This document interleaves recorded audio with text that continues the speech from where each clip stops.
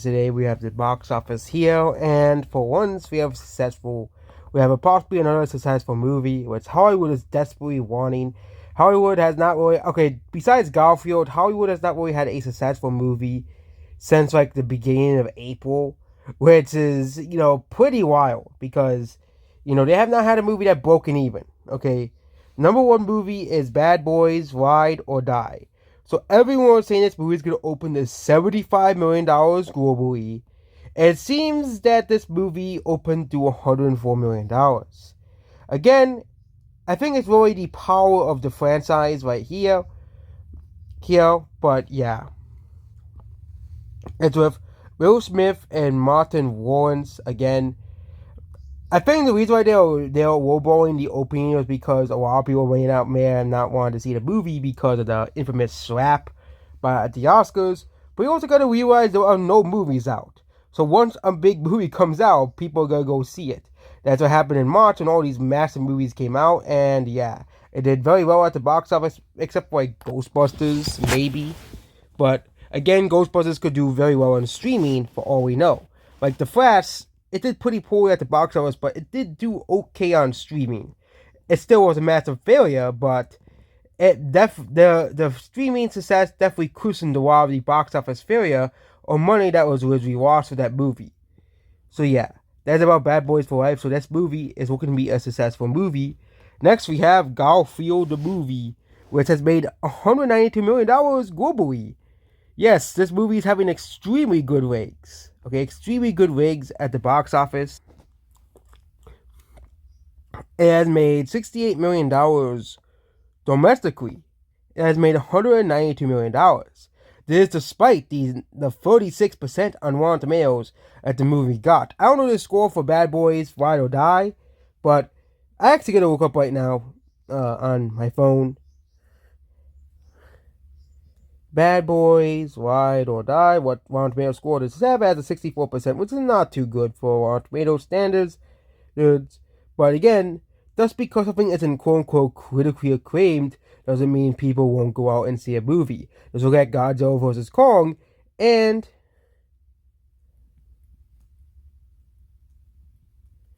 of course, Kung Fu Panda 4. Those movies, despite not being considered quote-unquote good by... Actually, Rotten Tomatoes gave it a decent score, but Godzilla x Kong, despite not being considered being good by, Rotten Tomatoes, was a very successful movie at the box office.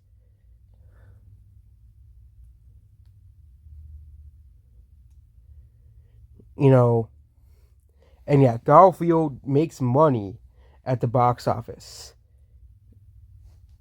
And it's pretty funny that unlike the critically acclaimed Furiosa Mad Max saga, that's what people would rather see. And you could say, oh, it's a kid's movie, that's the reason why. But it's doing pretty well despite the 46% Rotten Tomatoes, because usually movies with a very low score on Rotten Tomatoes usually don't make money. As we have seen the past couple of years and before 2019, usually if a movie has a low score on Rotten Tomatoes, it usually does not break even and loses money.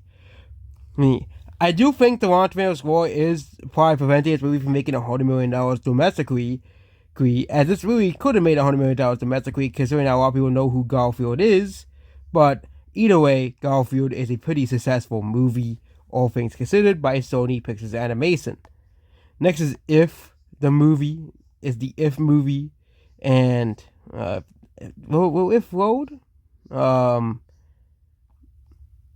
Now we gotta ask what will If load? So If actually has been a sleeper hit, at least domestically. From a very bad opening of $33 million, there's opening. Again, this is actually a higher opening than Furiosa Mad Max Saga. It has been the number 3 movie for a while. Again, I don't know how much more money this movie will make, because Inside Out 2 is coming out next week. Okay? Inside Out 2 is coming out next week. And yeah, that's going to be a big problem for both Garfield and If. This movie had a $110 million budget. Again, it's actually a much more reasonable budget compared to Elemental's budget or something like Mad Max. But this movie, I think, is going to end up losing a lot of money for Paramount Pictures. Again, I think its biggest flaw is it not be a part of a franchise. It really is. It's this movie's biggest flaw. It is not a part of a franchise, so there are less inclined for people to go see the movie. And with Inside Out 2 coming out next week, if it's gonna suffer a major blow to its box office, it'll probably fall to like a 4 million or so by like 50%, and Garfield will probably fall to around 5 million. I think people will still go see both movies next weekend, but again, with Inside Out 2, I think a lot of people may want to see that movie next week. So yeah, if it's gonna be a pretty big box office failure, all things considered.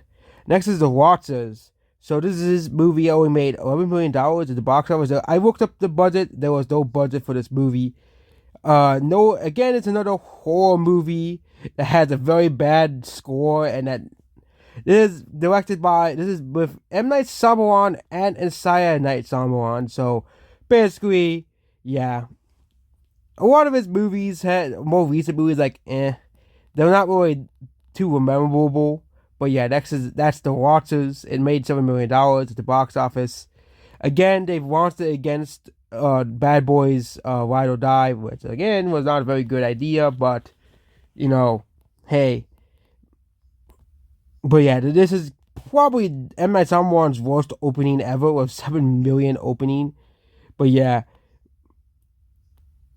Next is Kingdom of the Planet of the Apes. This movie is nearing break even total.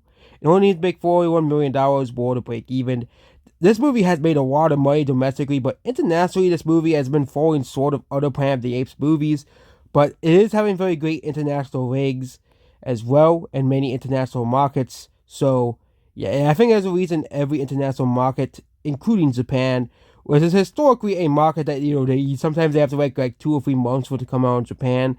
But this movie had done pretty well.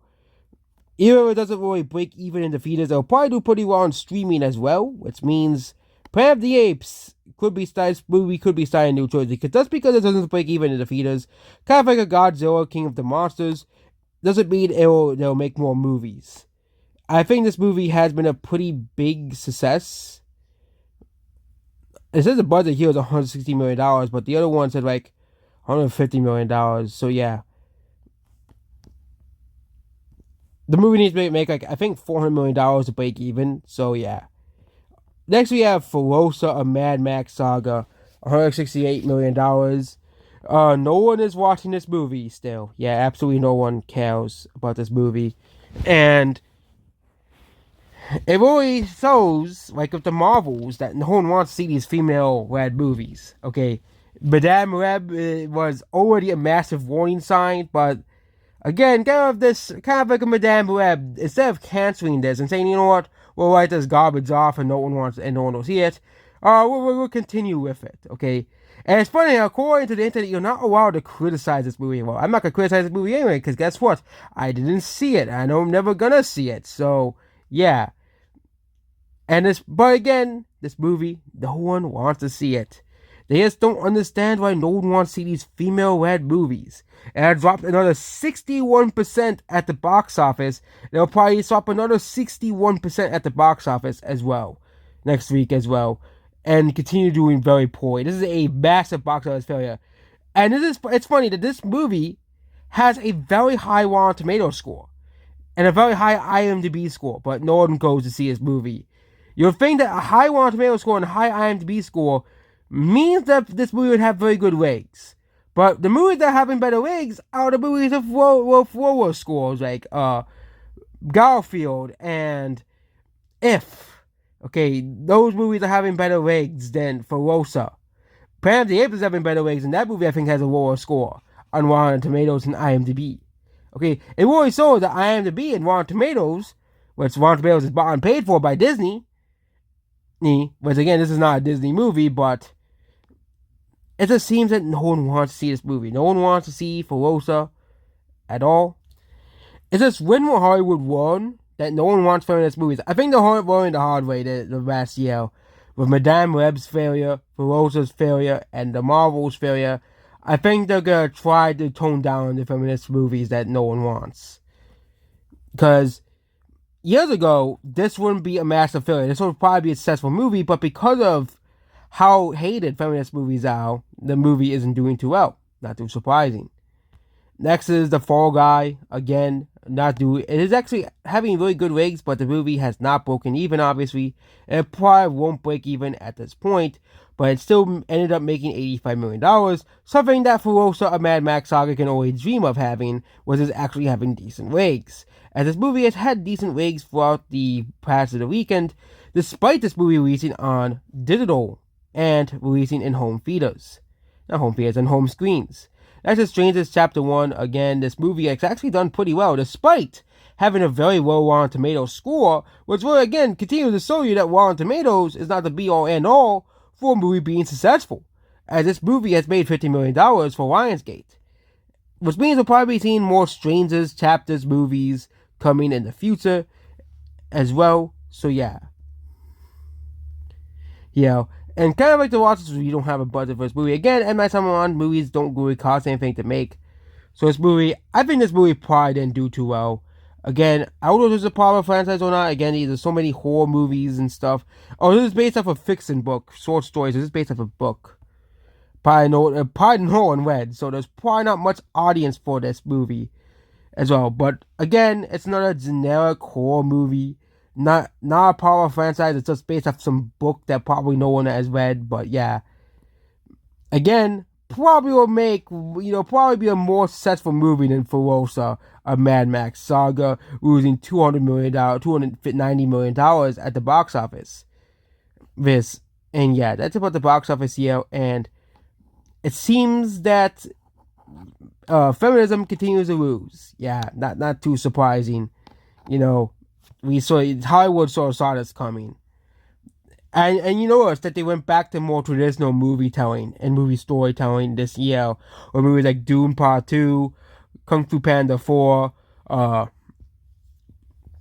Godzilla vs. Kong, Ghostbusters, If, Garfield, and it seems, well, again, the critics will give those movies, not Dune, but they'll give most of those movies bad scores, but they'll give a feminist pile of garbage a high score because it's a women Mad Max movie, 10 out of 10, watch it please. Oh, you're not gonna watch it? You're not gonna watch it? And yeah, that's basically how Hollywood must feel right now. And that's about this video here. Goodbye.